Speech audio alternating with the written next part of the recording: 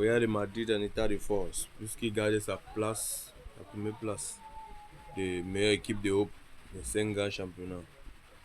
Malgré une saison désastreuse, il prouve encore une fois qu'il est le meilleur club du monde.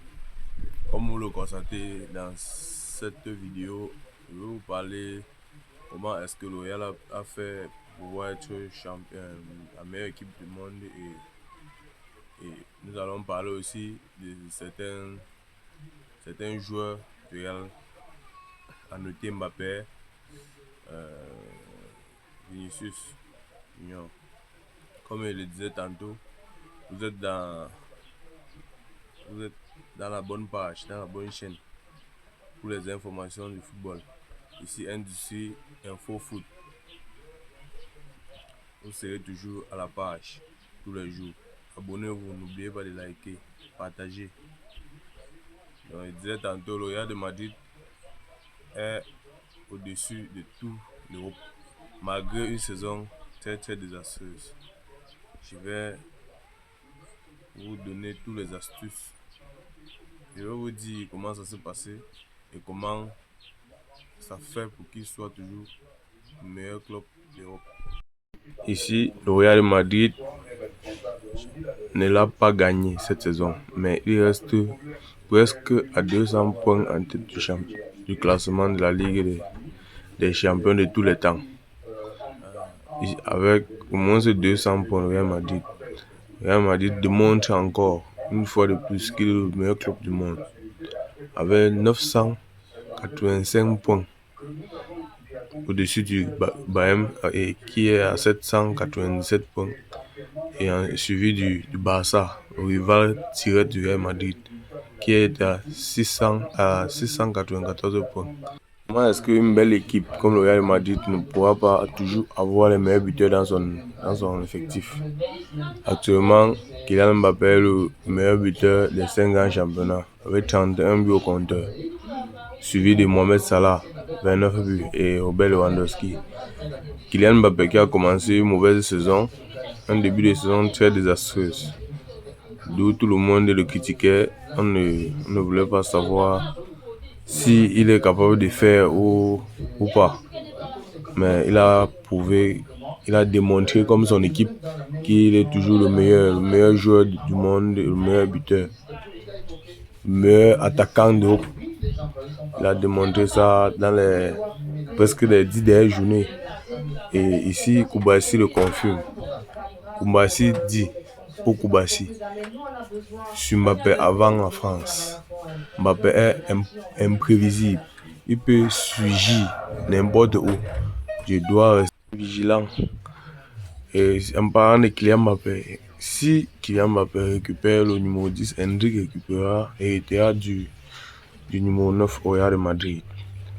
Donc, le petit Hendrik pourra prendre le dossard 9, vu que Kylian Mbappé pourra récupérer le dossard 10 au Real de Madrid. En disant le 10, le Xavi met la pression à Vinicius Junior pour son individualité. Xavi demande à Vinicius d'être plus collectif que d'être individuel, vu qu'au cours de cette saison, il avait la difficulté de trouver ses coéquipiers, de trouver le chemin des filets à chaque fois, comme il avait fait la saison passée. Une saison où il a été prolifique. La saison-ci, avec l'arrivée de Kylian Mbappé, il a été frustré et il ne savait pas quoi faire, s'il doit être collectif ou bien il doit être individuel. C'est ça qui a gâché la saison de Vinicius Junior. En parlant de ça, revenons au vainqueur de la Champions League, qui est Paris Saint-Germain, d'où Ousmane Dembélé est élu joueur de la Ligue des Champions 2024-2025. Dembélé doit se vouer heureux puisque ça augmente son pourcentage de chances d'être Ballon d'Or cette saison, malgré qu'il y a encore 2 compétitions à jouer, d'où ses concurrents directs sont encore présents. À noter Kylian Mbappé et Lamine Yamal. En parlant de Lamine Yamal, il a déclaré un petit a fait un petit jeu qui va se jouer jeudi. Il a dit, si les gens veulent tout risquer sur le match de jeudi, jouons-le alors. Donc il lance directement un défi à Ousmane Dembélé et Kylian Mbappé. Sur son duel, l'a mis en main sur son duel, Ousmane Dembélé, pour le ballon d'or. Donc ce petit il est très très incroyable, petit, talentueux, mais aussi un génie dans les paroles. Comme vous pouvez le constater, c'est un petit qui pourrait être très très prolifique. Et en passant, le coach de Inter quitte Inter pour signer à Al Hilal. Et une nouvelle recrue pour Inter qui est Tchatchoua. Vu qu'ils ont été malmenés en finale sur les côtés, ils ont décidé de faire un peu de transactions sur les latéraux. Ils ont décidé d'acheter Tchatchoua qui est offensif et défensif à 15 millions d'euros venant de Las Vérone.